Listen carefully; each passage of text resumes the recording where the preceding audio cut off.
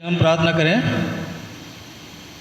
हमारे अनुकारी जीते सच्चे महान पिता परमेश्वर, महापवित्र सामर्थ्य पयोजोगीश्वर, राजाओं का राजा, प्रभुओं को प्रभु, आदि अंत हो, अल्फा ओमेगा हो, भूत वर्तमान भविष्य में एक सर रहने वाला, कविता बदलने वाले सनातन ईश्वर, स्तुति बढ़ाई आदर प्रशंसा के सिंहासन पर विराजमान, धन्यवाद स्तुति वंदना करते हैं तेरे विश्वास योग्यता जो आकाश मंडल तक पहुंची है।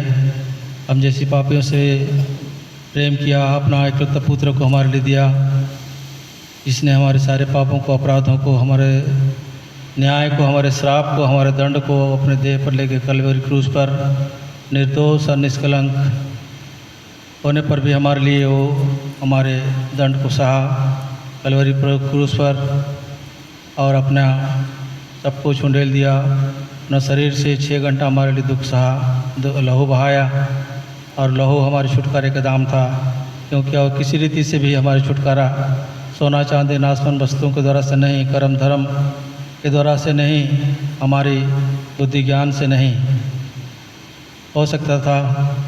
प्रभु जी, शत्रु शैतान हमें नाना प्रकार के धोखे दे करके हमें विनाश की ओर ले जा रहा था।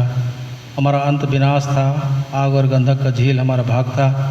और धन्यवाद करते हैं प्रभु जी तेरा प्रेम, महान प्रेम के लिए। हम जिससे पापियों से भी आपने प्रेम किया कि जब हम पापी थे, मसीह हमारे लिए कलवरी क्रूस पर मरा, हमारे छुटकारे का सारे दाम चुका करके हमें मसीह से में स्वतंत्र किया, नई सृष्टि बनाया, हमारा नाम जीवन पुस्तक में लिखा, हमें अपने लेपालक पुत्र और पुत्रियाँ बनाया, मिरास का भागीदार बनाया। और प्रभु जी, संसार में आपने हमें साक्षी बना के रखे हो।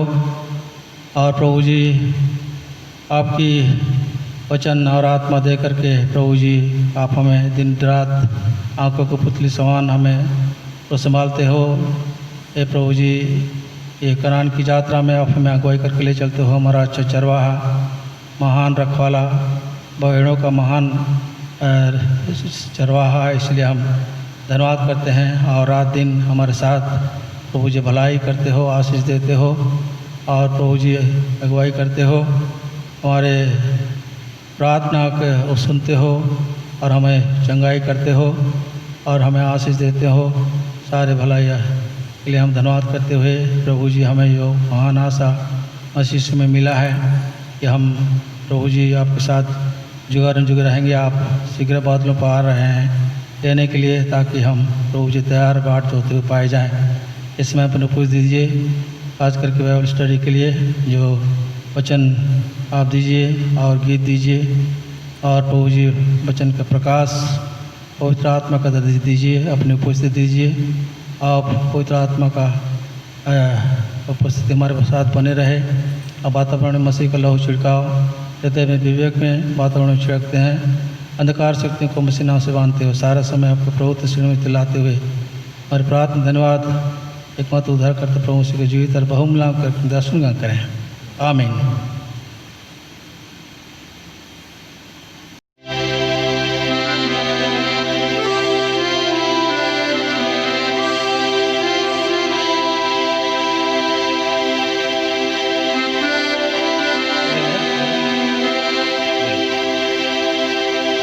आइए हम वचन ध्यान करने से पहले परमेश्वर के स्तुति का गीत में से हम गाएंगे।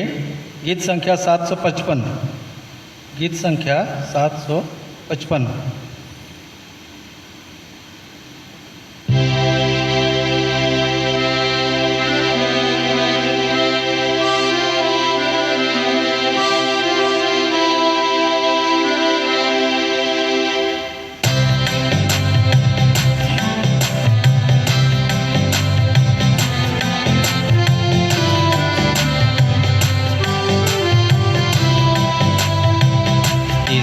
तेरे चेहरे को देखता रहूं, यीशु तेरे चेहरे को देखता रहूं, तेरे रूप में बदलता जाऊं, तेरे रूप में बदलता जाऊं, यीशु तेरे चेहरे को देखता रहूं, यीशु तेरे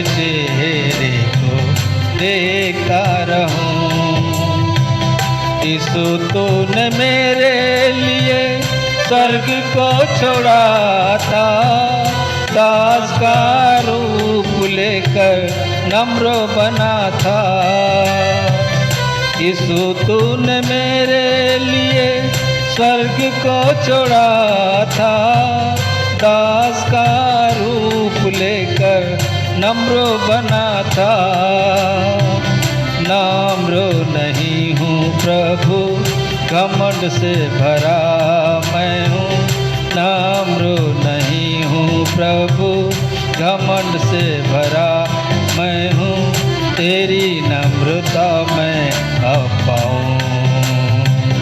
यीशु तेरे चेहरे को देखता रहूं। यीशु तेरे चेहरे देखता रहूं। प्रेमी प्रभु तूने जग से प्रेम किया था, प्रेम के कारण तूने सब कुछ दिया था।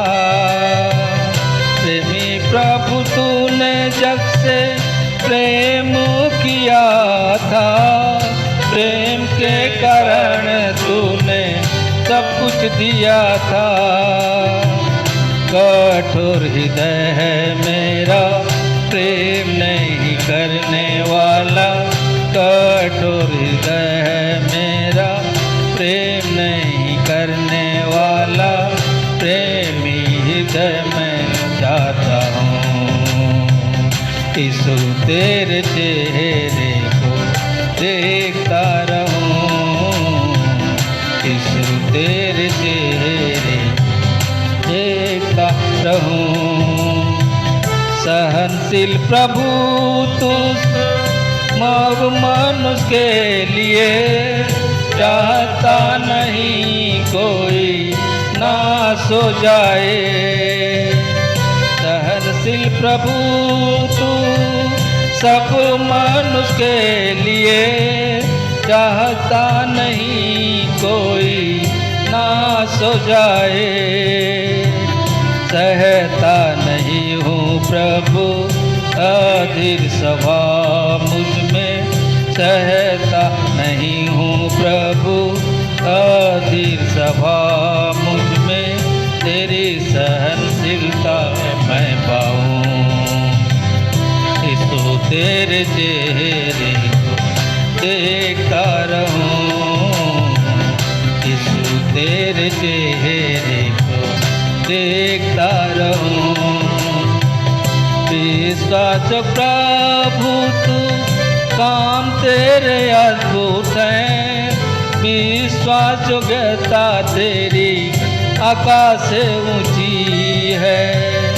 विश्वास प्रभु तू काम तेरे अद्भुत हैं, विश्वास योग्यता तेरी आकाश से ऊंची है। मैं अविश्वास दास हूँ, संतोष तुझे नहीं करता। मैं अविश्वास दास हूँ, संतोष तुझे नहीं करता। तेरी विश्वासयोग्यता चाहता हूँ। यीशु तेरे चेहरे को देखता रहूं। यीशु तेरे चेहरे को देखता रहूं। तेरे रूप में बदलूं, समानता तेरी पाऊं। रूपांतर के लिए प्रभु बाट मैं जो हूँ। तेरे रूप में बदलूं, समानता तेरी पाऊं। रूपांतर के लिए प्रभु बाट मैं जो हूँ। तैयार मुझको तू कर वो अद्भुत दिन के लिए।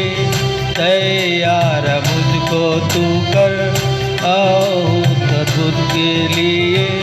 यही हृदय से चाहता हूँ। यीशु तेरे चेहरे को देखता रहूं। यीशु तेरे चेहरे को देखता रहूं।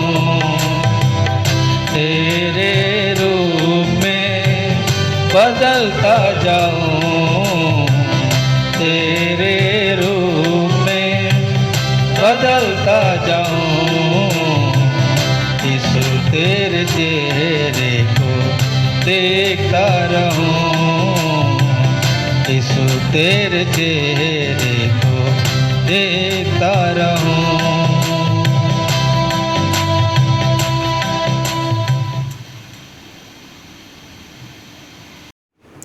आइए हम बाइबल अध्ययन के भाग में से पढ़ेंगे दूसरा राजा की पुस्तक, दूसरा राजा का पुस्तक उसका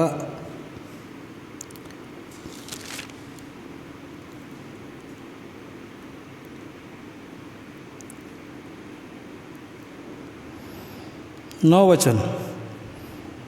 दूसरा राजा की पुस्तक 7 अध्याय उसका 9 वचन। दूसरा राजा की पुस्तक उसका 7 अध्याय उसका 9 वचन। तब वे आपस में कहने लगे, जो हम कर रहे हैं वो अच्छा काम नहीं है। यह आनंद के समाचार का दिन है, परंतु हम किसी को नहीं बताते। जो हम पाँव फटने तक ठहरे रहे तो हमको दंड मिलेगा। इसलिए अब आओ, हम राजा के घराने के पास जाकर यह बात बतला दे। आइए हम परमेश्वर से सहायता मांगे।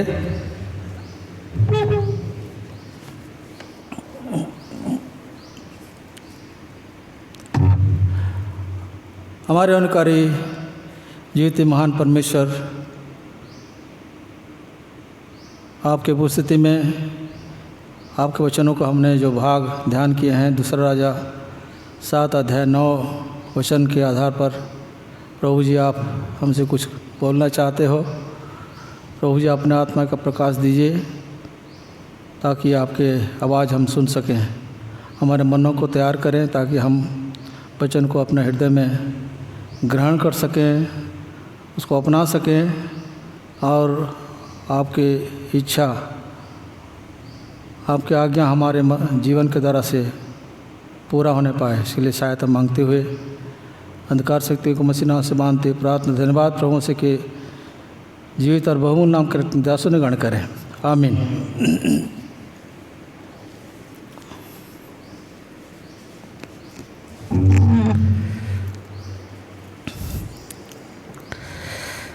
सो 7 अध्याय में जो एलिशा के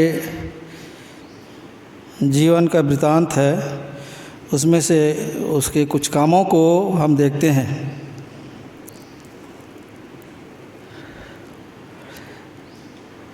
और एलिशा अपने जीवन भर में समुदाय 32 आश्चर्य काम किए और ये जो 7 अध्याय में 24वां और 25वां और 26वां आश्चर्य काम के विषय में यहाँ वर्णन है। एलिया के दुगना भाग एलिशा को मिला। एलिशा ने 3.5 साल का वर्षा रोक दिया था, लेकिन यहाँ एलिशा उसका दुगना 7 साल तक उसके समय में अकाल रहा। जैसे यहाँ पढ़ते हैं 8 अध्याय का 1 वचन में, जिस स्त्री के बेटे को एलिशा ने जिलाया था उससे उसने कहा था कि अपने घराने समेत यहाँ से जाकर जहाँ कहीं तू रह सके वहाँ रह, क्योंकि यहोवा की इच्छा है कि अकाल पड़े और वह इस देश में 7 वर्ष तक बना रहेगा। तो एलिशा के समय में 7 वर्ष तक अकाल बना रहा। और एलिया ने 16 आश्चर्य काम किया अपने जीवन में, उसका दुगना 32 आश्चर्य काम एलिशा ने किया। सो यहाँ कुछ परमेश्वर हमसे कहना चाहता है कि जब यहाँ समरण में अकाल पड़ा है और इतना भयंकर अकाल कि लोग दाने दाने को तरस रहे हैं, और उसका जो वर्णन आपको 6 अध्याय के आखिरी हिस्सा में मिलेगा, क्योंकि ऐसा परिस्थिति था। इसमें 6 का 25 में लिखता है, तब समरोन में बड़ा अकाल पड़ा और वो ऐसा घिरा रहा कि अंत में एक गधी का सिर चांदी के 80 टुकड़े में और कप की चौथाई भर कबूतर के बीट 5 टुकड़े चांदी तक बिकने लगी। कबूतर का बीट में कबूतर का जो पैखना टट्टी जो होता है वो भी बिकने लगा। और यहाँ तक कि यहाँ स्त्रियाँ के बारे में लिखा है कि वो अपने बच्चों को मार के खाने लगे। भूख इतना ज़्यादा था कि यहाँ एक उसी का 6 का यहाँ पढ़ते हैं 28 वचन में, फिर राजा ने उससे पूछा, तुझे क्या हुआ? उसने उत्तर दिया, इस स्त्री ने मुझसे कहा था मुझे अपना बेटा दे कि हम आज इसे खा लें, फिर कल मैं अपना बेटा दूंगी और हम उसे भी खाएंगी। तब मेरे बेटे को पकाकर हमने खा लिया। फिर दूसरे दिन जब मैंने इससे कहा कि अपना बेटा दे कि हम उसे खा लें, तब उसने अपने बेटे को छिपा रखा। सो कहने का मतलब है अकाल का जो भयंकर परिस्थिति था उसको कुछ उसका उदाहरण हम यहाँ देखते हैं। ऐसे समय में परमेश्वर के अनुग्रह को देखते हैं, परमेश्वर का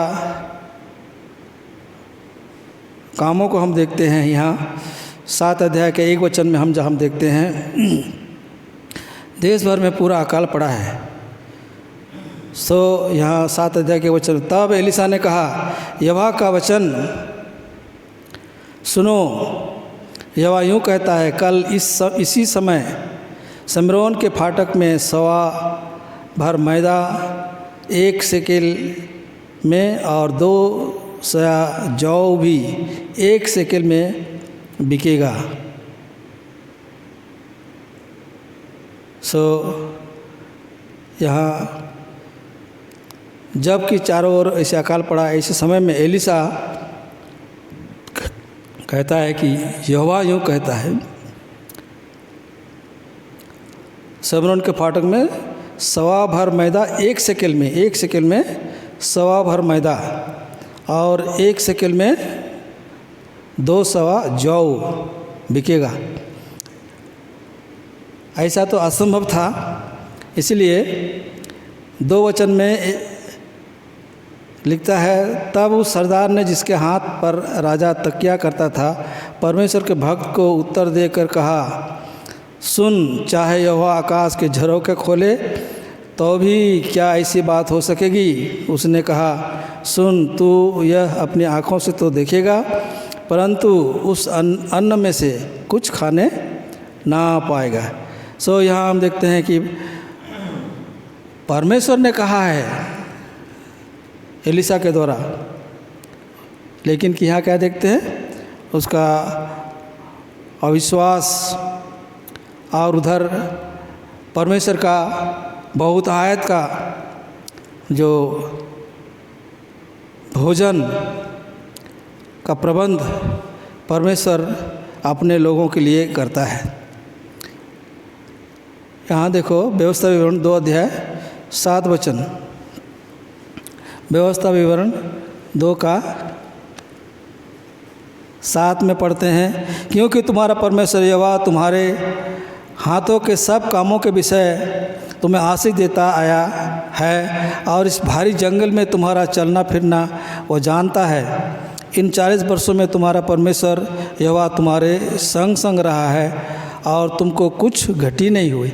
सो इस्राएलियों के यात्रा में 40 साल परमेश्वर उनको कुछ घटी होने नहीं दिया। उनको भरपूरी से भोजन देता रहा। और यहाँ पहला राजा 17 का 6 में हम देखते हैं, पहला राजा 17 का 6।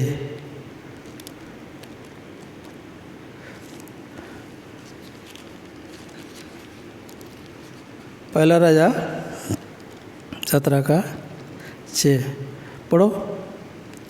और सवेरे और सांझ को कौवे उसके पास रोटी और मांस लाया करते थे और वो नाले का पानी पिया करता था।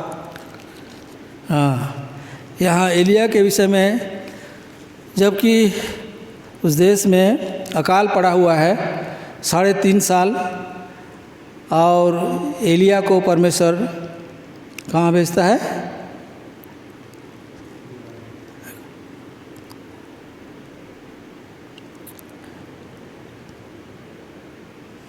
करीत नाम नाले के पास भेजा, जंगल में करीत नाम नाले है, वहाँ भेजा। वहाँ कई साल रहा और वहाँ परमेश्वर ने उसके लिए भोजन का प्रबंध किया कौवा के द्वारा। सुबह और शाम दोनों बेला उनको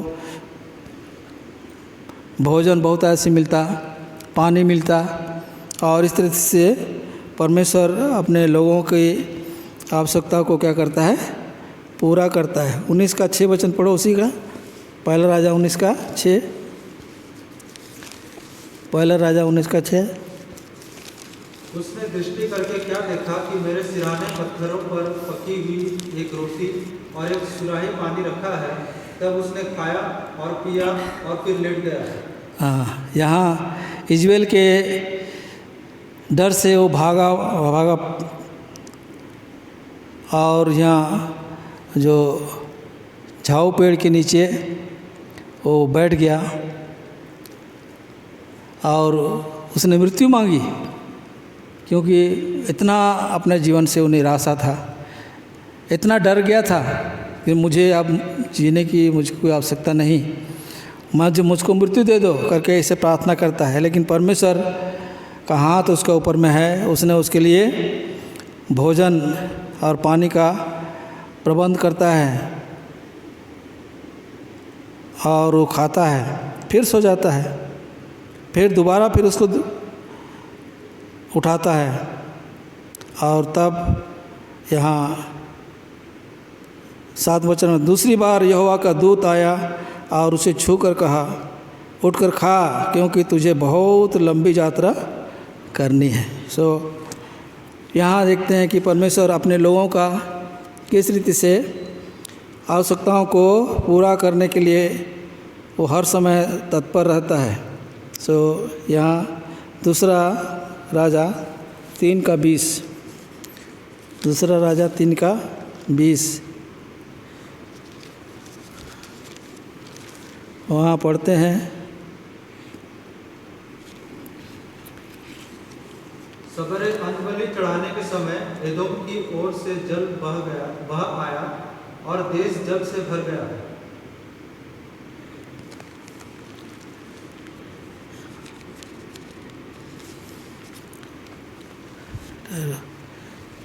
कौन सा पढ़ा? 3 का 20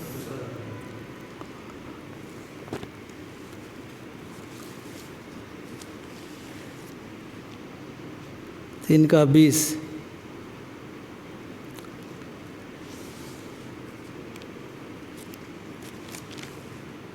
हाँ, यहाँ पर पानी का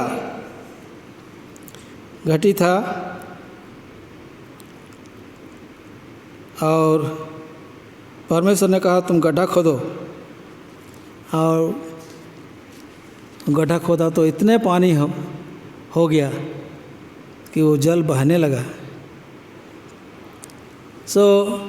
परमेश्वर के कामों को हम देखते हैं कि कैसा वो अपने लोगों के लिए अद्भुत और आश्चर्य काम करता है। उसी का 4 अध्याय 6 वचन, दूसरा अध्याय 4 का 6। फिर तू अपने बेटा समेत अपने घर में जा और द्वार बंद करके उन सब बर्तनों में तेल उंडेल देना, और जो भर जाए उन्हें अलग रखना। यहाँ पर भी हम देखते हैं कि ये जो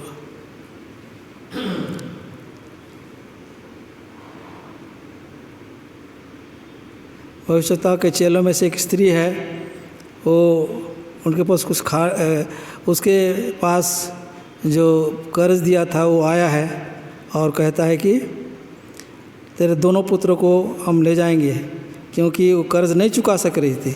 तो एलिशा ने कहा तेरे पास क्या है? तो उसने कहा मेरे पास बर्तन में थोड़ी सी हांडी में तेल है। तो उसने कहा जाओ अपने पड़ोसियों से बर्तन लेके आओ, और थोड़े नहीं लाना, ज़्यादा लाना। और वो बर्तन लाते गए और तेल उसमें डालते गए और बर्तनों में तेल भरता गया, और इस तरह से आखिरी हो गया। और जब आखिरी बर्तन हुआ तो तेल क्या हो बहना बंद हो गया। कहने का मतलब है परमेश्वर जो देता है तो बहुत आयत के देता है, थोड़ा नहीं। मैं जीवन देने आया और बहुत आयत का जीवन देने आया। सो प्रभु के लिए हम धन्यवाद करते हैं। हज़ारों को 5000 से भी अधिक स्त्रियां और बच्चे थे, उन सबको भी परमेश्वर ने रोटी और मछली, 5 रोटी और 2 मछली खिला करके तृप्त किया। सो परमेश्वर हमारे हर एक आवश्यकताओं को, हर एक घटी को क्या करता है, वो पूरा करने के लिए तैयार है। लेकिन क्या चाहिए? विश्वास चाहिए। तो यहाँ एक व्यक्ति है, तुरंत उत्तर देता है। क्या उत्तर देता है? 2 वचन में पढ़ते हैं। अविश्वास की कहता है कि यदि परमेश्वर आकाश के झरोखा भी खोल दे तो भी ऐसा बात संभव नहीं है। तो एलीशा ने कहा तो अपने आँखों से ऐसा परमेश्वर का भरपूरी को देखेगा, लेकिन तो उसमें से खा नहीं पाएगा। इस तरह से परमेश्वर अपने लोगों के लिए प्रबंध किया है। फिर आगे 3 वचन में हम देखते हैं क्या, यहाँ 4 कोढ़ी अकाल के समय में घूम रहे हैं, उनको खाने नहीं मिल रहा है। और 4 कोढ़ियों का अवस्था कैसे है? वो नगर में नहीं आ सकते, नगर से बाहर दूर, वो उनको जैसे अभी क्वारंटाइन होता है, जो इसको जो कोविड-19 होता है, तो उसको कहाँ रहना पड़ता है? क्वारंटाइन में रहना पड़ता है। 7 दिन रखते हैं, 14 दिन रखते हैं। उस समय भी ऐसे क्वारंटाइन का प्रबंध था, जो लोग कोढ़ बीमार होते थे। यहाँ देखो ले व्यवस्था 13 का 45, ले व्यवस्था 13 का 45, जिसमें वो वृद्धि हो, उस कोढ़ी के वस्त्र फटे और सिर के बाल बिखरे रहे, और वह अपने ऊपर वाले होंठ को ढांपे हुए अशुद्ध पुकारा करे। हाँ 46, जितने दिन तक वह व्याधि में उसमें रहे उतने दिन तक वह अशुद्ध रहेगा, और वह अशुद्ध ठहरा रहे, इसलिए वह अकेला रहा करे। उसका निवास स्थान छावनी के बाहर। अकेला रहा करे, उसका निवास कहाँ रहेगा? छावनी से बाहर। और वो अपना बाल बिखराए रहे, फटा वस्त्र पहने, और अशुद्ध कर क्या करे? पुकारा करे। और इस तरह से जब तक वो अशुद्ध रहता है, वो नगर से बाहर अलग एक स्थान में, एकांत में वो रहना पड़ता था, क्वारंटाइन में रहना पड़ता था। और उसी का व्यवस्था 22 का 4 वचन, हारून के वंश में से कोई क्यों ना हो जो कोढ़ी हो या उसके प्रमेय हो, वह मनुष्य जब तक शुद्ध न हो जाए तब तक पवित्र की हुई वस्तुओं में से कुछ न खाए, जो लोग के कारण अशुद्ध हुआ हो या जिसका वीर्य स्खलित हुआ हो, ऐसे मनुष्य को जो कोई छुए। सो यहाँ भी कहता है कि हारून के वंश में से क्यों ना हो, याजक का वंश में से भी अगर यदि कोई इस तरह का कोढ़ी हो तो भी अपना अशुद्धता के कारण से वो किसी को ना छुए और वो सबसे अलग रहे। तो इस तरह से कोढ़ियों के बारे में हम देखते हैं। कोढ़ी किसको बताता है? पाप को बताता है। पाप का कोढ़। हम भी क्या थे एक समय, असाध रोग जो कभी चंगा नहीं होता है, ऐसा असाध रोग जो हमारे शरीर के अंग अंग को क्या करता है, वो खाता जाता है। ऐसा भयंकर रोग हम देखते हैं। और इस तरह से दूसरा इतिहास 26 का 21 वचन पढ़ो। दूसरा इतिहास 26 का 21। दूसरा इतिहास 26 का 21। उजिया राजा मरने के दिन तक कोढ़ी रहा और कोढ़ के कारण अलग एक घर में रहता था। वह यहोवा के भवन में जाने ना पाता था। और उसका पुत्र योताम राजघराने के काम पर नियुक्त किया गया और वह लोगों का न्याय भी करता था। सो यहाँ हम देखते हैं उजिया राजा है, लेकिन इसने क्या गलती किया, उसने परमेश्वर के भवन में जा कर के क्या करना, वो भेंट चढ़ाने गया, धूप जलाने के लिए गया। जबकि धूप जलाने के लिए परमेश्वर लेवियों को, याजकों को इजाज़त दिया था। यहाँ 18 वचन में पढ़ते हैं, उन्होंने उजिया राजा को सामना करके उससे कहा, हे उजिया, यहोवा के लिए धूप जलाना तेरा काम नहीं, हारून के संतान अर्थात उन याजकों ही का काम है जो धूप जलाने का पवित्र किए गए हैं। तो पवित्र स्थान में से निकल जा। तूने विश्वासघात किया, यहोवा परमेश्वर की ओर से तेरी महिमा का कारण ना होगा।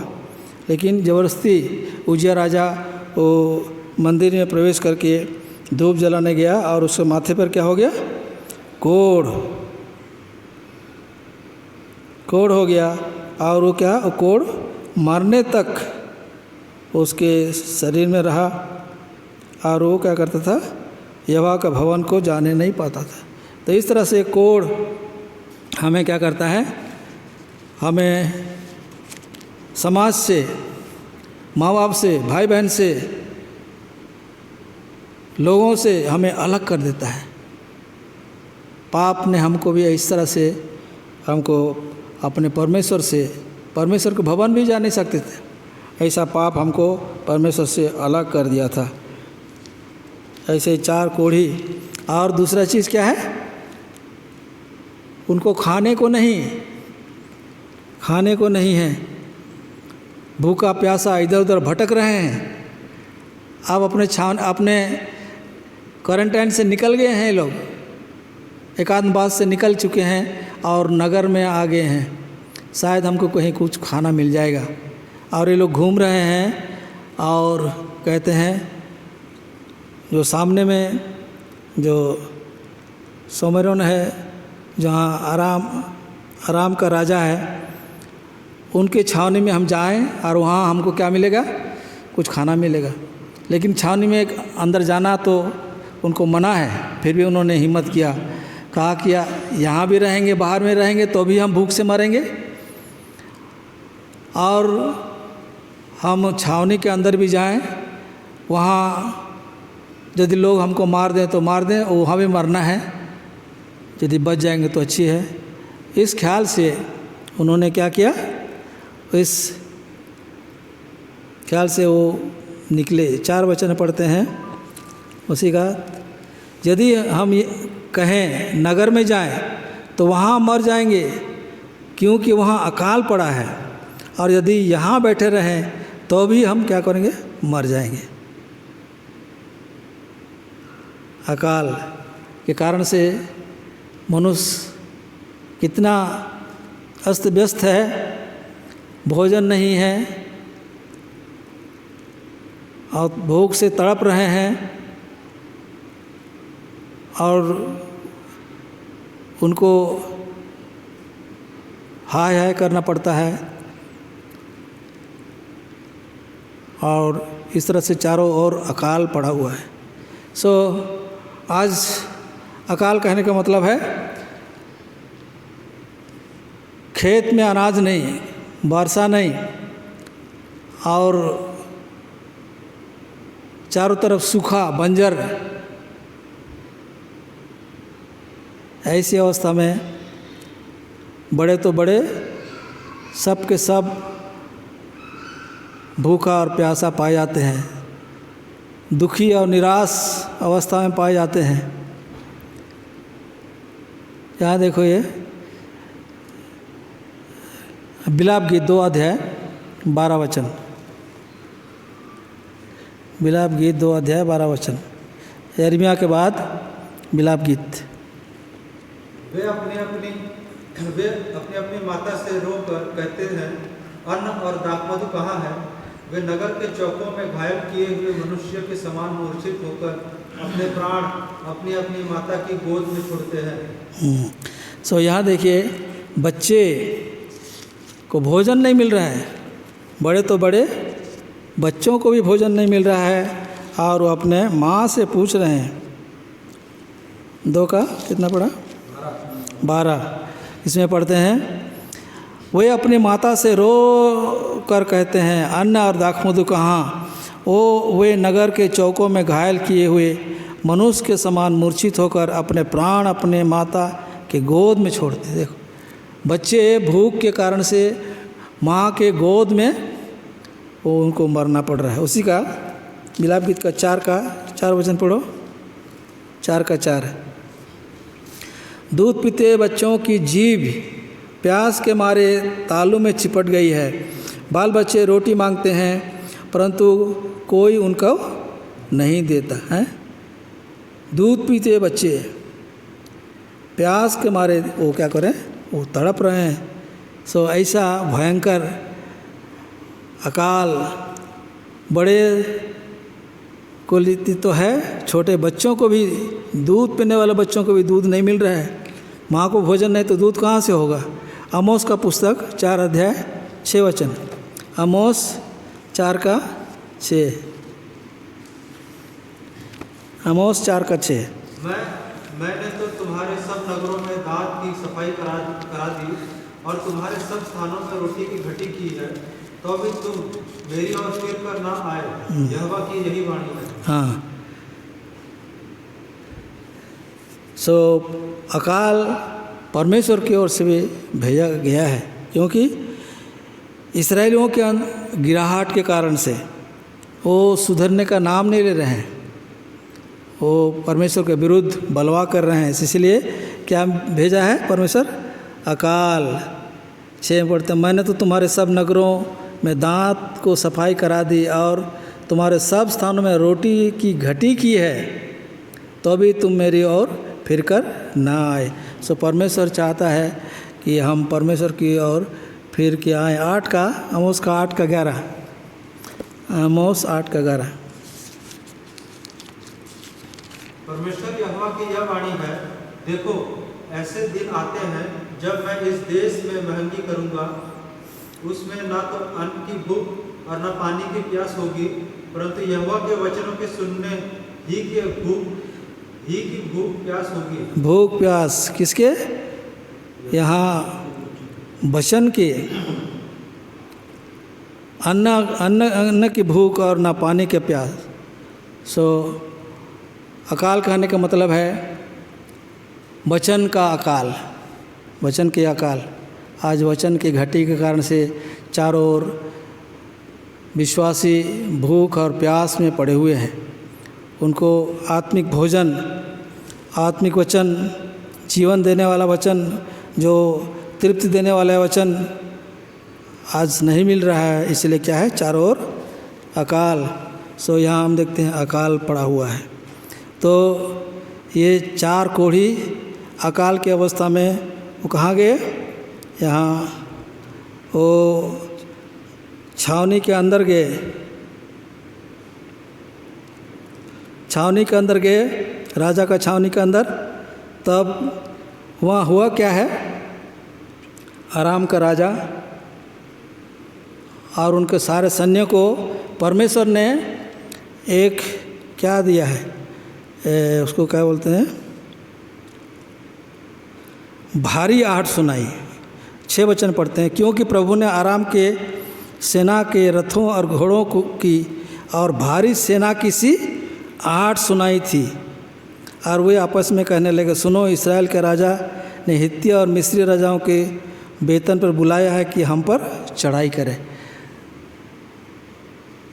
घोड़ा और सैनिक लोगों का जो युद्ध के लिए आते हैं, उनका आहट, उनका आवाज़ आराम के राजा उनको सैनिकों को सुनाई दिया और वो लोग डर गए और कहे कि अरे, इस्राएल के राजा वो अपने भाड़े से जो लोगों को लिया है वो सब हमारे ऊपर में आक्रमण करने आ रहे हैं, चलो भागो करके उन्होंने वो सब के सब वो छावनी को छोड़ करके भाग गए।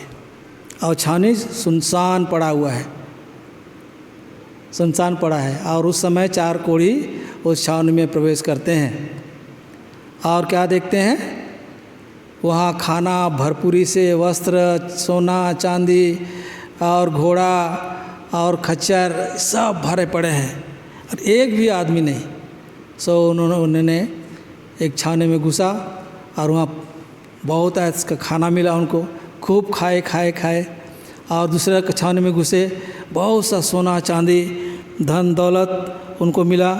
उस सब को उन्होंने बटोर लिया और छिपा के रखा। आप कितना ले सकते हैं, कितना भोजन खा सकते हैं? एक आदमी जितना भरपेट खा सकता है उससे अधिक नहीं खा सकता।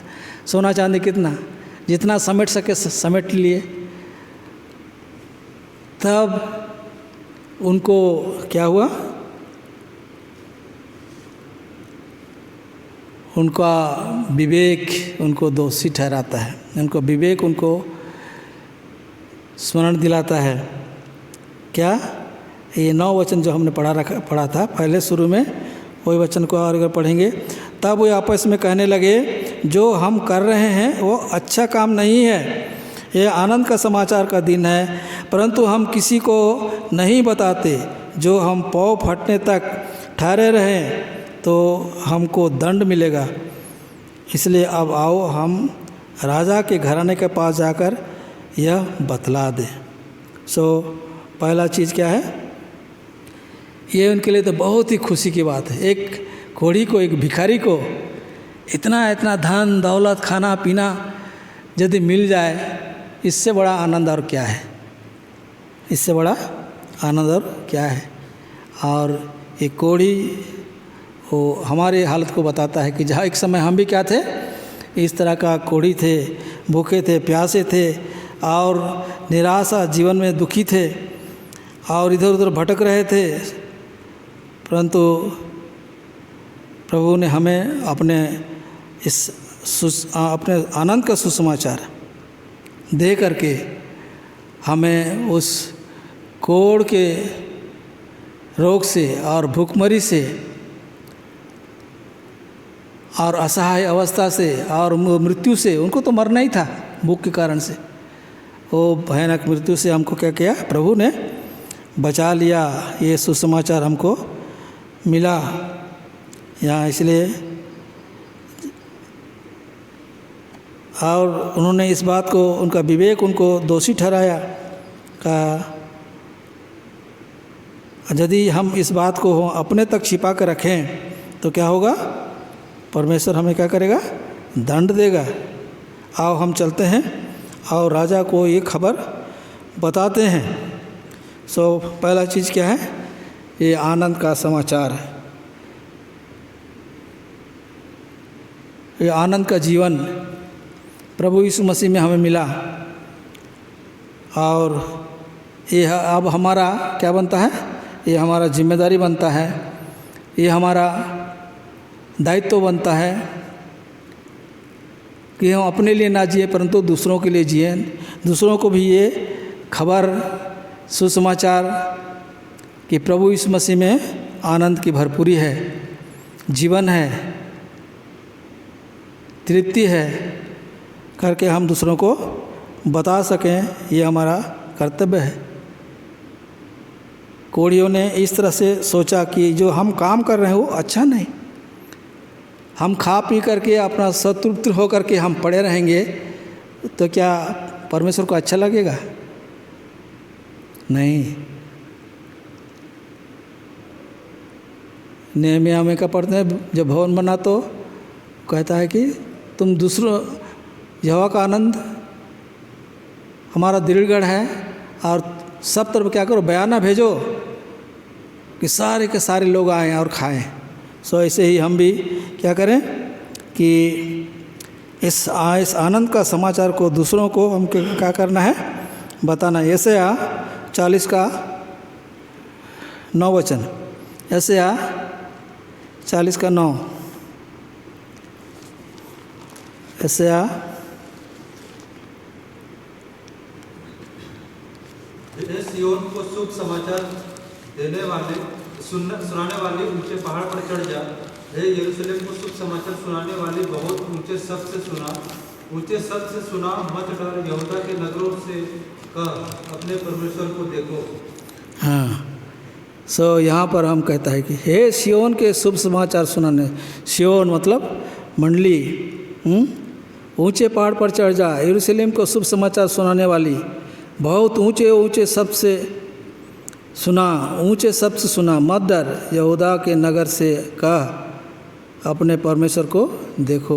सो हमारा ये कर्तव्य है कि वो परमेश्वर जो हमारे हर एक घटी को, आत्मिक पदार्थिक घटी को पूरा करता हुआ हमें जीवित रखा है, उस परमेश्वर के बारे में हम दूसरों को बताएं कि एक परमेश्वर है जो हमारी चिंता करता है, हमें पाप की क्षमा दे सकता है, अपराध छुटकारा दे सकता है, हमें नरक के दंड से बचा सकता है, मृत्यु के भय से हमें बचा सकता है, हमें आत्मिक और शारीरिक भोजन बहुत ऐसे दे सकता है, अनंत जीवन दे सकता है। उसकी खबर हम दूसरों को क्या करें, बताएं।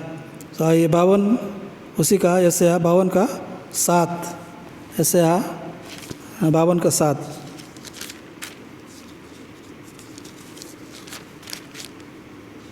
यशायाह 52 का 7। पहाड़ों पर उसके पांव क्या ही सुहावने हैं, जो शुभ समाचार लाता है, जो शांति की बातें सुनाता है और कल्याण का शुभ समाचार और उद्धार का संदेश देता है, जो सिय्योन से कहता है, तेरा परमेश्वर राज्य करता है। हाँ, पहाड़ पर उसके पांव क्या ही सुहावने हैं, जो शुभ समाचार लाता है, जो शांति की बातें सुनाता है और कल्याण का शुभ समाचार और उद्धार का संदेश देता है। उनका पाँव क्या ही सुहावने हैं। सो परमेश्वर कहता है तुम्हारा पाँव क्या ही सुहावने। सो हमको ये परमेश्वर का राज्य, जो परमेश्वर इस पृथ्वी पर तैयार कर रहा है, लोगों को उद्धार करके, पापों की क्षमा दे करके, एक राज्य जिसमें उद्धार पाए हुए विश्वासी का झुंड, जिनके अंदर परमेश्वर अपना राज स्थापित करता है, ऐसे राज्य के लिए लोगों को क्या करें, हम ये सुसमाचार सुनाना हमारा कर्तव्य है। उसी का यशायाह 61 का 1, यशायाह 61 का 1। प्रभु यहोवा का आत्मा मुझ पर है, क्योंकि यहोवा ने सुसमाचार सुनाने के लिए मेरा अभिषेक किया और मुझे इसलिए भेजा है कि खेदित मन के लोगों को शांति दूं, कि बंदियों के लिए स्वतंत्रता का और कैदियों के लिए छुटकारे का प्रचार करूं। सो यहाँ खेदित मन, दुखी, निराशा में पड़े हुए लोगों को शांति, और जो बंधन में, शत्रु शैतान के बंधन में, उनको स्वतंत्रता, आज़ादी का, छुटकारे का सुसमाचार सुनाने के लिए परमेश्वर हमें अपने वो आत्मा के द्वारा हमें अभिषेक किया है। हम इसी के लिए रखे गए हैं कि हम दूसरों को क्या करें, दूसरों को ये आनंद का सुसमाचार सुनाएं। सो यदि नहीं सुनाते हैं तो हम परमेश्वर की दृष्टि में क्या है, दोषी ठहरते हैं, गिल्टी ठहरते हैं। हमारा विवेक हमें दोषी ठहराता है, इसलिए हमको ये सुनाना ज़रूरी है। रोमी 1 अध्याय 14 वचन, रोमी 1 अध्याय 14 वचन।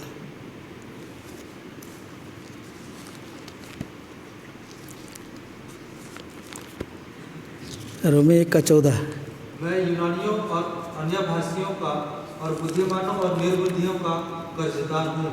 हाँ, हम कर्जदार हैं और कर्ज हमको चुकाना है। कैसे चुकाएंगे?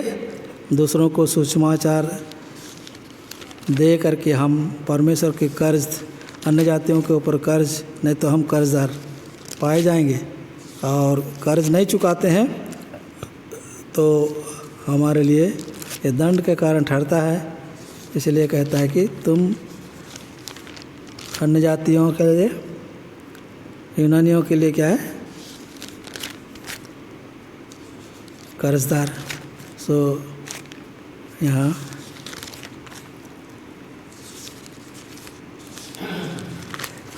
उसी में और एक वचन देखिए,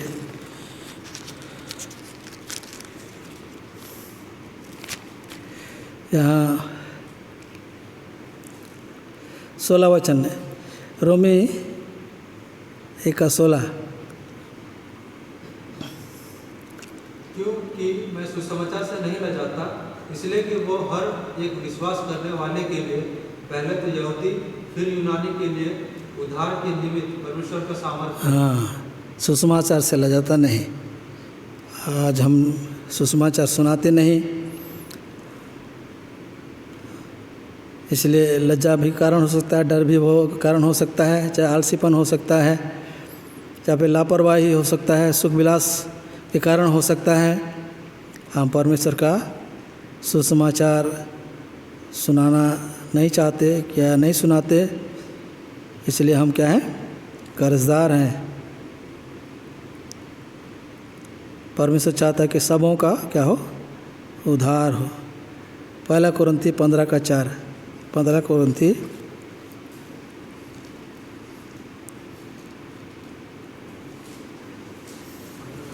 हाँ 15:4, 3-4 पढ़ो। इसी कारण मैंने सबसे पहले तुम्हें वही बात पहुंचा दी जो मुझे पहुंची थी कि पवित्र शास्त्र के वचन के अनुसार यीशु मसीह हमारे पापों के लिए मर गया और गाड़ा गया, और पवित्र शास्त्र के अनुसार तीसरे दिन जी भी उठा। तो यहाँ देखते हैं कि सुसमाचार क्या है? प्रभु यीशु का मृत्यु, गाड़ा जाना और जी उठना, ये सुसमाचार है जिसको हमको इस आनंद का समाचार दूसरों को सुनाना है, जो कि प्रभु यीशु मसीह मारा गया, गाड़ा गया और पवित्र शास्त्र को तीसरे दिन जी उठा है। वो जीवन देने के लिए हमारे मध्य में है, वो पिता से हमारे लिए विनती करता है। सो हमको क्या करना है? ये सुसमाचार दूसरों को सुनाना है। 2 थिस्सलुनी 1:8, 2 थिस्सलुनी 1:8।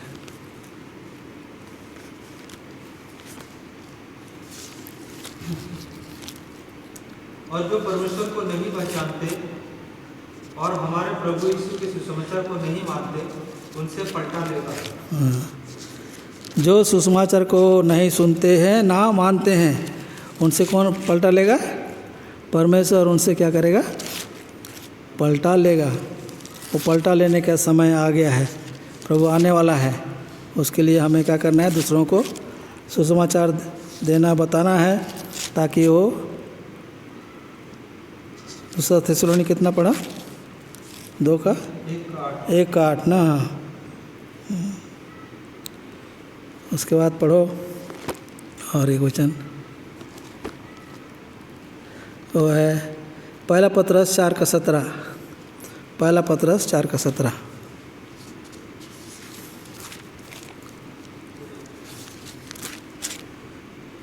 क्योंकि वह समय आ पहुंचा है कि पहले परमेश्वर के लोगों का न्याय किया जाए, और जबकि न्याय का आरंभ हम ही से होगा, तो उनका क्या अंत होगा जो परमेश्वर के सुसमाचार को नहीं मानते थे। हाँ, सो समय आ गया है, पलटा लेने का समय आ गया है। और क्या है? वो समय आ पहुंचा है कि पहले परमेश्वर के लोगों का न्याय करें। क्या करें? परमेश्वर के लोग, क्या हम परमेश्वर के लोग कहलाते हैं या हैं? तो हम क्या परमेश्वर का सुसमाचार, प्रभु यीशु मसीह का सुसमाचार जो दायित्व हमको सौंपा गया है, वो सुना रहे हैं या नहीं? हमारा न्याय किया जाएगा, हमसे सवाल किया जाएगा, पूछा जाएगा कि तुमको सुसमाचार मिला, तुमने दूसरों को नहीं दिया, छिपा के रखा। कहेगा। इसलिए कहता क्योंकि वो समय आ पहुँचा है कि पहले परमेश्वर के लोगों का न्याय किया जाए, और जबकि न्याय का आरंभ हम ही से होगा तो उनका क्या क्या अंत होगा जो परमेश्वर के सुसमाचार को नहीं मानते। सो इसलिए हम डरते हुए कांपते हुए परमेश्वर को वचन देने में, सुनाने में, समय असमय हमको ये हमारा जिम्मेदारी और दायित्व है, ये जान करके हमको दूसरों को सुसमाचार देना है। परमेश्वर अपना वचन के द्वारा से अपना काम करेगा। रोमी 10 अध्याय 16 वचन, रोमी 10 अध्याय 16 वचन। परंतु सब ने उस सुसमाचार पर कान न लगाया। यशायाह कहता है, हे प्रभु, किसने हमारे समाचार पर विश्वास किया है?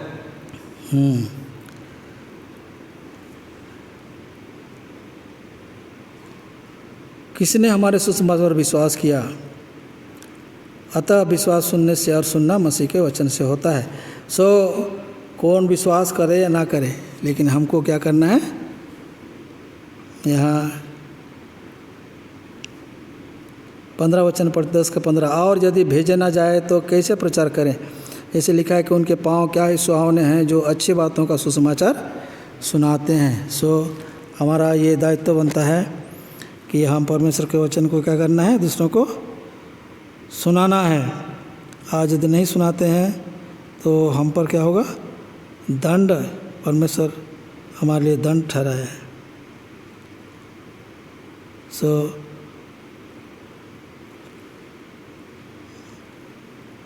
परमेश्वर हमें इस जगत के लिए साक्षी ठहराया है कि हम परमेश्वर से जो कुछ हमने पाया है उसको दूसरों को बताना है। ऐसे है 62 का 6 वचन,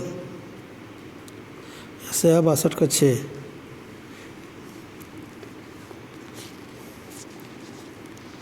ऐसे है 62 का। हे यरूशलेम, मैंने तेरी शहरपनाह पर पहरुए बैठाए हैं, वे दिन रात कभी चुप न रहेंगे। हे यहोवा को स्मरण करने वालों, चुप न रहो।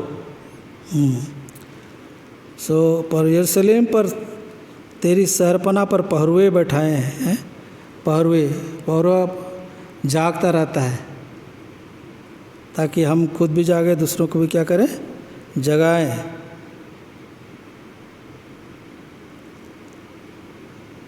एजकेल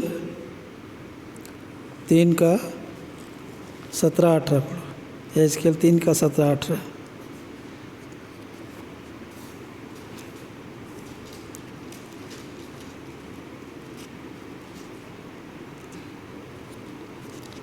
हे मनुष्य के संतान, मैंने तुझे इस्राएल के घराने के लिए पहरुआ नियुक्त किया है। तू मेरे मुंह की बात सुनकर उन्हें मेरी ओर से चिताना। जब मैं दुष्ट से कहूँ तू निश्चय मरेगा, और यदि तू उसको न चिताए और न दुष्ट से ऐसी बात कहे जिससे कि वो सचेत हो और अपना दुष्ट मार्ग छोड़कर जीवित रहे, तो वह दुष्ट अपने अधर्म में फंसा हुआ मरेगा, परंतु उसके खून का लेखा मैं तुझी से लूँगा। हाँ, खून का लेखा। यदि दुष्ट को हम सुनाते हैं वचन और उस सुनता तो बच जाएगा, यदि नहीं सुनता है तो निश्चय मरेगा। और यदि दुष्ट मार्ग को छोड़ करके वो दुष्ट अपने अधर्म में फंसा हुआ मरेगा तो उसका हम यदि वचन नहीं सुनाते हैं और दुष्ट अपने अधर्म में पढ़ करके मर जाता है तो उसका लेखा, उसका अकाउंट्स हमको देना है कि क्यों तुमने इस व्यक्ति को वचन नहीं सुनाया। तेरे संपर्क में था, तेरा निकट था, तुम उसको बता सकता था,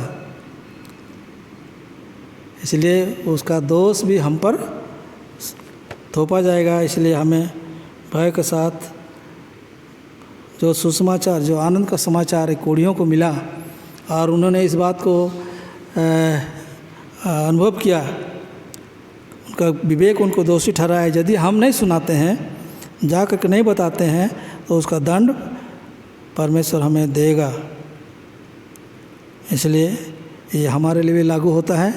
अकाल है चारों ओर, परमेश्वर अनुग्रह का द्वारा इनको इतना बहुत आयत का भोजन दिया, धन संपत्ति दिया, लेकिन इन्होंने अपने लिए केवल नहीं परंतु दूसरों को चिंता किया जाकर राजा के घर को उन्होंने बताने गया और राजा को जाकर ये खबर दिया तो राजा ने कहा, अरे ये हमारे दुश्मन का, शत्रु का चाल है। वो लोग कहीं छावनी से बाहर जा कर के मैदान में छिपके हैं और जब हमको छावनी में प्रवेश करेंगे तो हम पर वो आक्रमण करेंगे। इसीलिए पहले क्या करो, पहले जा कर के पता लगाओ मैदानों में। और कुछ लोगों को भेजा मैदान में तो कुछ नहीं मिला।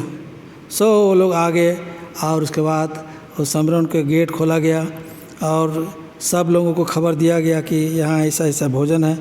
और सब के सब क्या हो गए, वो भीड़ के भीड़ वहाँ सब दौड़ते हुए घुसने लगे।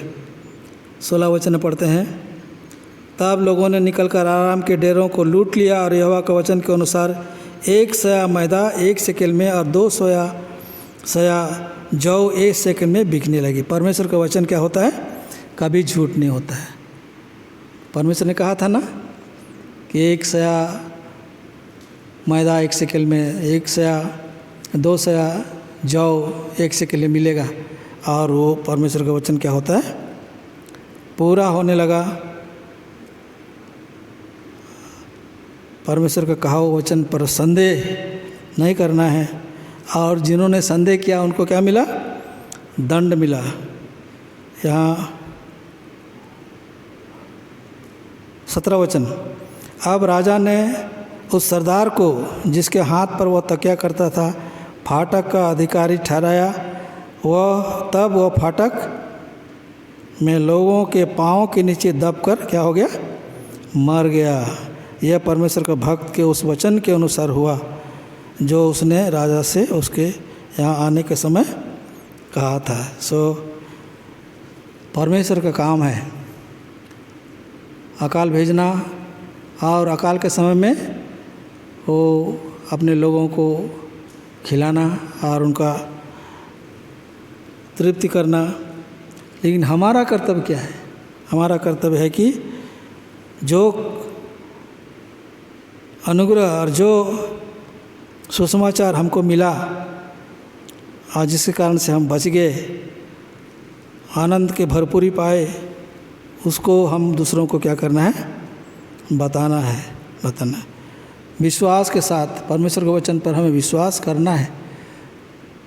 परमेश्वर के मुख से निकला हुआ एक एक वचन क्या होता है, पूरा होकर रहता है। वो परमेश्वर झूठ नहीं बोलता है। पहला राजा 8 अध्याय 56 वचन देखो, पहला राजा 8 अध्याय 56 वचन। सॉरी धन्य है यहोवा जिसने ठीक अपने कथन के अनुसार अपनी प्रजा इस्राएल को विश्राम दिया है। जितनी भलाई की बातें उसने अपने दास मूसा के द्वारा कही थी उनमें से एक भी बिना पूरी हुए नहीं रही। हाँ, एक भी बिना पूरी हुए नहीं रही। जितनी बातें परमेश्वर ने अपने लोगों को, अपनी प्रजा को कही है, वो सब के सब क्या हो रहा है, पूरा हो। इससे हम जानते हैं कि परमेश्वर का वचन वो सदैव पूरा होता है, कभी भी वो व्यर्थ नहीं जाता है, व्यर्थ नहीं जाता है। और अविश्वास करने वालों को क्या मिलता है, दंड मिलता है, दंड मिलता है। यहाँ 20 वचन पढ़े आखिर में, उसी का 20, दूसरा राजा 7 का 20। अतः उसके साथ ठीक वैसा ही हुआ।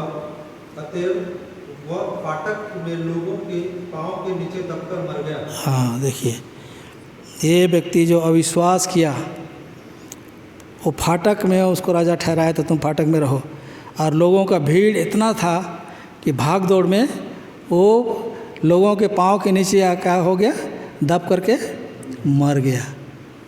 ये किस लिए हुआ, परमेश्वर का वचन पूरा होने के लिए, है ना। और ये व्यक्ति अविश्वास के कारण असमय में उसका मृत्यु हुआ, है ना, असमय में उसका मृत्यु हुआ। सो परमेश्वर हमें, हमारे लिए आयु ठहराया है, किसको 70 साल, किसको 80 साल, किसको 90 साल। लेकिन यदि हम अविश्वास की दशा में पाए जाते हैं, परमेश्वर के वचन को हम विश्वास नहीं करते हैं, तो हमारी भी मृत्यु क्या होता है, असमय मृत्यु हो जाता है। यहाँ पढ़ो अय्यूब 22:16, अय्यूब 22:16, अय्यूब 22:16। वे अपने समय से पहले उठा लिए गए और उनके घर की नींव नदी बहा ले गई। हाँ, समय से पहले उठा लिए गए ना, समय से पहले। कब? जब हम अविश्वास की दशा में जीवन व्यतीत करते हैं तो हमारा मृत्यु असमय होता है। लोग कहेंगे अरे ये तो अभी 10 साल का है, 12 साल का, 20 साल का है, 25 साल का, 30 साल का है, इतना जल्दी मर गया। हाँ, कुछ अविश्वासी की बातें पाई जाती है। भजन 37:22, भजन 37:22, भजन 37:22। क्योंकि जो उससे आशीष पाते हैं वे तो पृथ्वी के अधिकारी होंगे, परंतु जो उससे शापित होते हैं वे नष्ट हो जाएंगे। हाँ, जो उससे शापित होते हैं वो नष्ट होते हैं। आशीष पाने वाले पूरी उम्र भर वो जीवित पाया जाता है।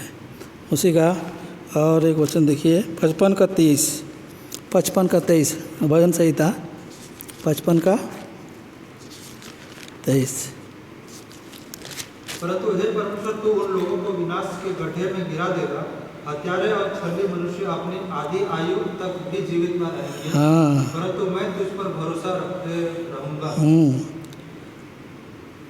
परंतु हे परमेश्वर, तू उन लोगों को विनाश के गड्ढे में गिरा देगा। हत्यारे और छली मनुष्य अपनी आधी आयु तक भी जीवित न रहेंगे। आधी आयु है, वहाँ तक भी वो जीवित नहीं रहेंगे। इसलिए परमेश्वर का वचन पूरा होता है। इसलिए और एक वचन पढ़िए, यशायाह 40:24, यशायाह 40:24,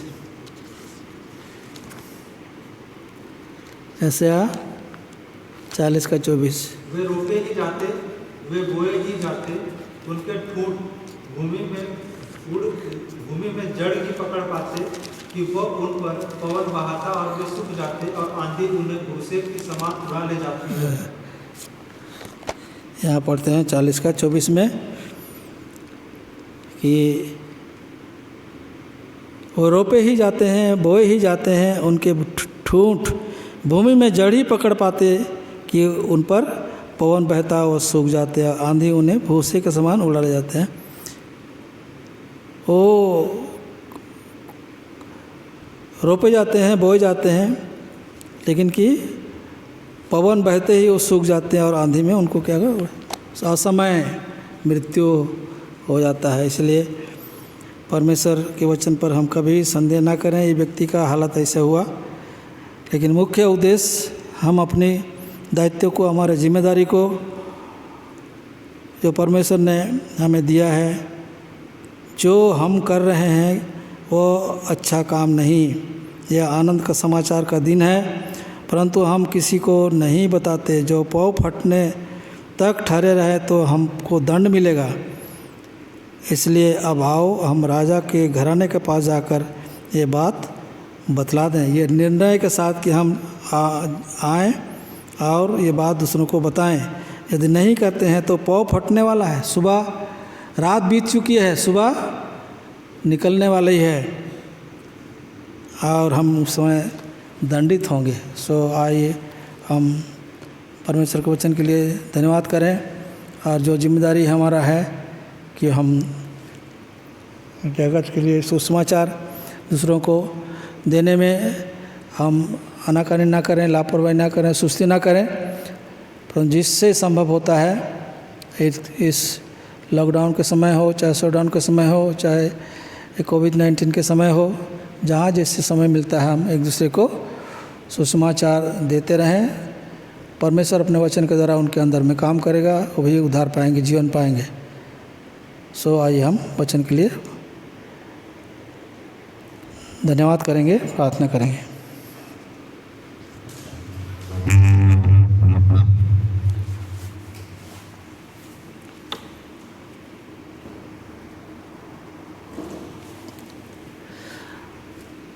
हमारे विश्वास जोग्य सामर्थ्य परमेश्वर धन्यवाद स्तुति बड़ाई करते हैं। इस दोपहर के समय में जो आपने हमें भाग दिया कि आपके वचनों को ध्यान कर सकें, आपकी आवाज़ हम सुन सकें। प्रभु जी, सारे विश्व में अकाल पड़ा हुआ है। शारीरिक भोजन तो है परंतु आत्मिक भोजन नहीं। बड़े तो बड़े भोजन के बिना, परमेश्वर के वचन के बिना अकाल में सूखा होकर के मरते चले जा रहे हैं। यहाँ तक कि बच्चे को भूख और प्यास से माँ के गोद में मरना पड़ रहा है। वचन का अकाल प्रभु जी होगा, हम उसमें जैसे पढ़ते हैं। सो समय ऐसे आया है, लोगों तक सुसमाचार नहीं पहुंच रहा है, वो अकाल से भूख से मर रहे हैं। परंतु हम जैसे वो कोढ़ी के समान लोगों को आपने उद्धार करके आत्मिक भोजन दे करके हमें तृप्त किया है, आनंदित किया है, भरपूरी दिया है। और हमारा ये कर्तव्य है कि हम जा कर के सारे जगत के लोगों को सुसमाचार दें, ये हमारी जिम्मेदारी है। और यदि नहीं देते हैं तो हम आप पर दंड की आज्ञा है। इसलिए हम समय रहते ही, पौ फटने से पहले, आपका आगमन से पहले यही सेवा आपने हमें सौंपा है, उसको हम विश्वास जगत से करने पाएँ। सहायता मांगते हैं वचन पर आशीष सुनने लें, इसके गहराई को और भी हमारे जीवन में प्रभु जी इसका फैलाव लाइए, समझ दीजिए कि हम लापरवाह सुस्ती न रहें, जागते रहें, पौरे की नहीं, और प्रार्थना के द्वारा और साक्ष्य के द्वारा, सुसमाचार के द्वारा लोगों को हम आपको जीवित वचन पहुंचा सके ताकि वो भी उद्धार पा सकें। महामारी में लोग मृत्यु की सज्जा में पड़े हैं प्रभु जी, और मर जाते हैं तो उनका लेखा आप हमसे लेते हैं। प्रभु जी, समय रहते ही उनको प्राण बचे और प्रभु जी वो सत्य से सुसमाचार को जाने और नरक के दंड से बच जाए। सहायता मांगे ये महामारी के द्वारा प्रभु जी लोगों का आँखों को खोलें, सत्य जीवित परमेश्वर को जाने, मूर्तों के पीछे जाने से और नाश होने से वो बचा लिए जाएं। इसके लिए प्रार्थना करते हैं, दया दिखाइए। रोगी भाई बहनों के लिए प्रार्थना करते हैं, हमारे भाई विनोद के लिए प्रार्थना करते हैं, उनको माइग्रेन और जो पाँव में सूजन है सबको चंगाई के लिए प्रार्थना करते हैं। बहन प्रेमा को भी पूरा आरोग्य नॉर्मल दीजिए, बनाइए ताकि आपकी सेवा में पाई जाए। और इस तरह से प्रभु जी माइकल माझी और बहन रूबीना के लिए भी चंगाई के लिए प्रार्थना करते हैं, जो बीमार हैं, बुखार और नाना प्रकार के कॉम्प्लिकेशन है, सब रोगों से आप चंगाई दीजिए। और भाई राजन के बेटी रूथ के लिए भी चंगाई के लिए प्रार्थना करते हैं, जो बाथरूम में गिर के फ्रैक्चर हुआ है, उसको पूरा चंगाई के लिए प्रार्थना करते हैं। और इस तरह से प्रभु जी हमारे भाई निकोलस और बहन रायमोनी और बहन एस्तेर, इन सबको चंगाई दीजिए। भाई दनियल बच्चे जवान को भी आंखों की रोशनी दिलाइए। बिरजमनी का जो किडनी का समस्या है उसको भी चंगाई दीजिए। और बहन सुशीला को भी डायबिटीज़, बीपी, आस्थमा और आँखों की रोशनी आप दिला सकते हैं, आप दिलाइए। और इस तरह से और जो रोगी भाई बहन हैं सबके लिए प्रार्थना उनको चाहते हैं। और प्रभु जी यूट्यूब के द्वारा माध्यम से जो सेवा होती है वो बहुतों को आँखों खोलने और प्रभु जी आपके ज्ञान में पहचाने बढ़ने के कारण बन सके, इसके लिए प्रार्थना करते हैं।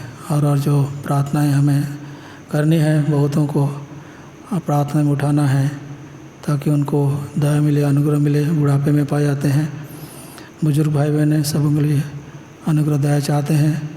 और विधवा बहनें हैं, उन सबके लिए भी दया अनुग्रह चाहते हैं। जवान भाई बहनें पढ़ाई लिखाई में सहायता करें, एग्ज़ाम वगैरह है, अपने पाँव में खड़ा होने की नौकरी दिलाइए। विवाह शादी के योग्य हैं, विवाह उनका हो सके, घर बसे। इस तरह से जहाँ कहीं हमारे प्रिय भाई बहन जो हमारा उड़ीसा में, इंडिया से बाहर जितनी मंडलियाँ हैं, उड़ीसा, झारखंड, छत्तीसगढ़, वेस्ट बंगाल, प्रभु जितने मंडलियाँ हैं चारों तरफ, सबों की प्रार्थना के उत्तर में एक अद्भुत काम करे। फिर से हमें वो प्रभु जी शांति का दिन हमें दिलाइए ताकि हम अपना संगत सहभागिता में हम प्रभु जी सरगर्म पाए जाए। सहायता मांगते सारा समय आपके हाथों में सौंपते हुए अब तक के सारे भलाई और आशीष के लिए धन्यवाद करते हमारी प्रार्थना। धन्यवाद हमारे एकमात्र उद्धारकर्ता राजा को राजा प्रभु मसीह के जीवित और बहुमूल्य नाम का दासों निगण करें, आमीन। और हमारे महान परमेश्वर का महान प्रेम, आप प्रभु यीशु मसीह के दया, अनुग्रह और पवित्र आत्मा की गहरी सहभागिता जब तक प्रभु यीशु मसीह न आए हर एक विश्वासियों के साथ लगातार बने रहे। आमीन। जय मसीह की।